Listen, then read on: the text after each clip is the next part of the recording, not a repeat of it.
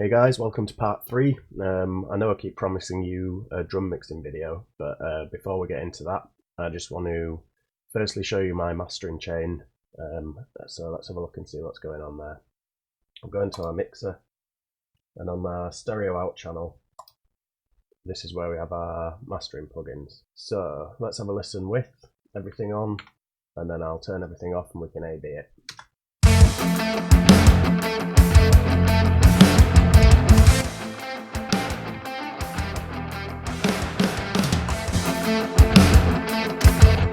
Okay, so you can probably hear quite a big difference there. So just to run through each plugin as I have it set. Again, this is not something everybody does.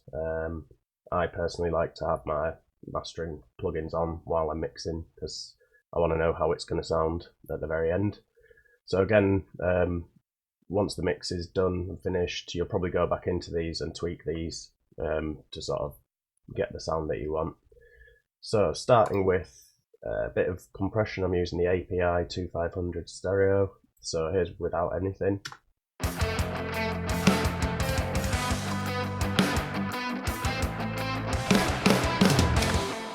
So you'll notice it's not doing a great deal, and that's the idea. Here's my settings. So this is just kind of gluing the whole mix together a little bit and preparing it for being pushed through the rest of the mastering plugins.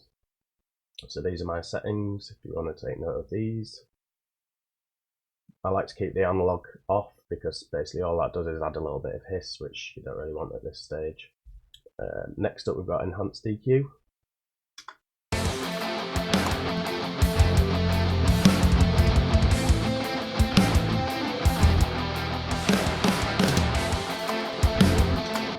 So you can probably hear that's doing quite a lot of work. These are the settings that I've got, if you want to take notes.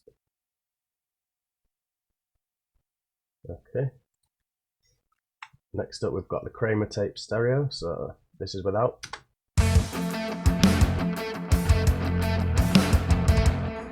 And then with.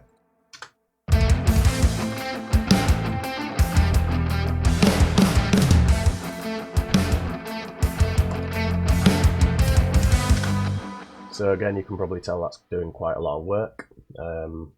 These are the settings that I've got, if you want to take note. Okay.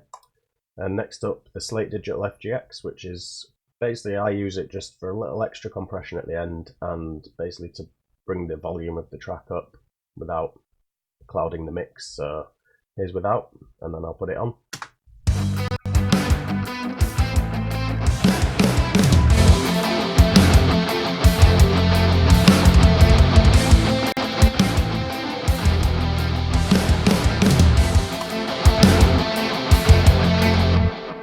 So this is obviously doing a hell of a lot of work. The gain's only set to about 5. Transients both in the middle. This dynamic perception, keep that set to about 1. ITP in the middle and dither on. And the comp is just doing a little bit of work here as well. These are the settings that I've got. Okay, and then lastly this noise reduction plugin, which probably people don't usually use on their mastering chain, but I've just put it on here because there's quite a lot of noise going on in the background, and I find it a really useful tool just to get rid of that, and it doesn't affect the sound of the overall track. So here's without.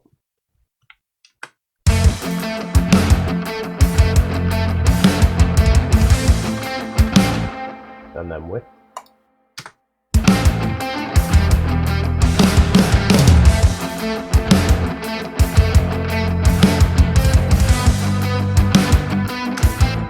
So you probably can't hear a difference there, but if I go to the very start of the track and play it without, and then I'll turn it on halfway through, you'll notice all the hiss just disappears.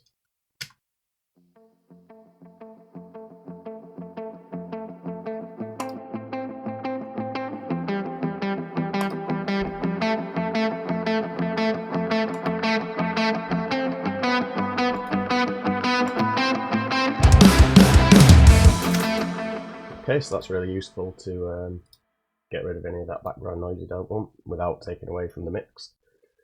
Okay, so that concludes video 3. The next video I will get into some drum mixing, I promise. If you want to subscribe to the channel, click that button there, and see you in the next video.